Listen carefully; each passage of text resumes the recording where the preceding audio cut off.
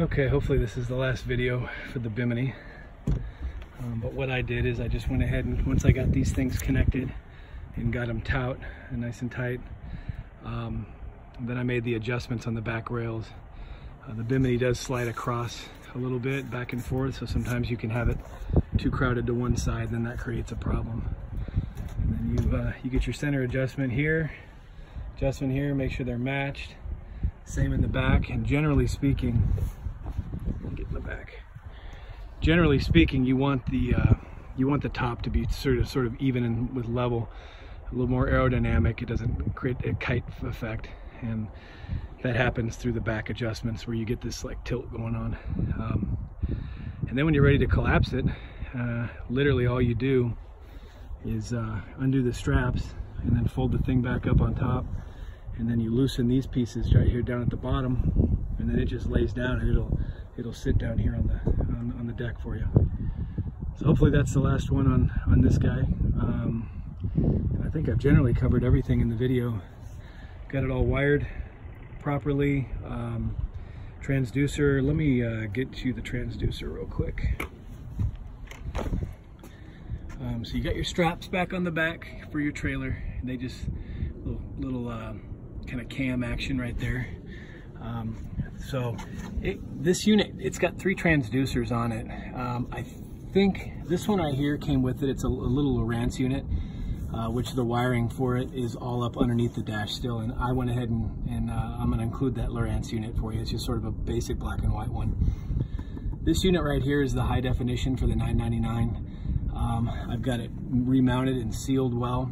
It's balanced, it looks level. I did not take it out on the lake, but I think it'll be just fine. This is for another Humminbird I had, and it's laying up in there somewhere. To be honest, I don't know. I don't like taking these things apart once I've got them there, because it's the holes in the boat. The only thing I didn't get to address for you was these right here, these holes. Really, both of those kind of go in. They're sitting pretty high, so I'm not too worried about them. But you may want to at some point come up with some caps and some little silicone and just block them off so that no water gets through. But that's where I had that 3D unit transducer right there. You could also put in a if you did power poles or anything, that could mount right to it if you wanted to. There are a couple cleats, just sort of rounding this off, I guess. There are a couple cleats on here. I use this for these for the bumpers. You can just lay the rope in there; they're real easy. And then the cleats for tie off.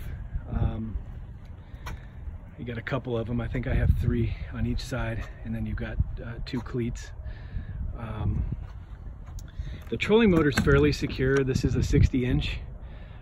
So I don't think you're going to have too much problem even with traveling and all that. I mean, when you're driving fast, it just sort of bounces up and down, but I mean, there's nothing that's going to happen to it. It's done well for me. Let's see, the prop is fairly new. There's not a lot of usage on it. Boat's in really good shape, I think. Just hasn't been used a whole lot, and being kept indoors is a really big deal. And she came out real clean. The aluminum's in good shape. The rails on the trailer are in really good shape. I'll talk to the shipper tomorrow about whether we need to lube the axles, but I think they're fine. Again, they've been stored indoors the whole time. That Merc, as I told you, was recently serviced. Everything was lubed. So it's in perfect condition. There's probably 30 gallons of gas inside there as well. Anyway, if you have any more questions, I guess these strainers at the bottom, those are the what do they call it? The high-speed intake for the live wells. So they stay open, and your live wells can fill while you're going.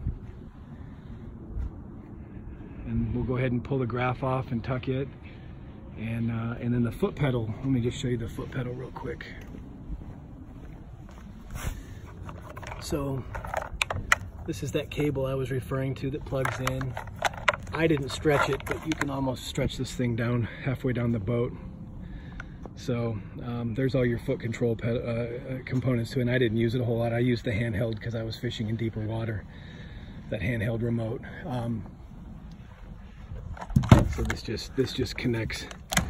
Going through that remote, You can get some tutorials online. I will tell you right now that the thing that I used the most was the spot lock feature, which is right here.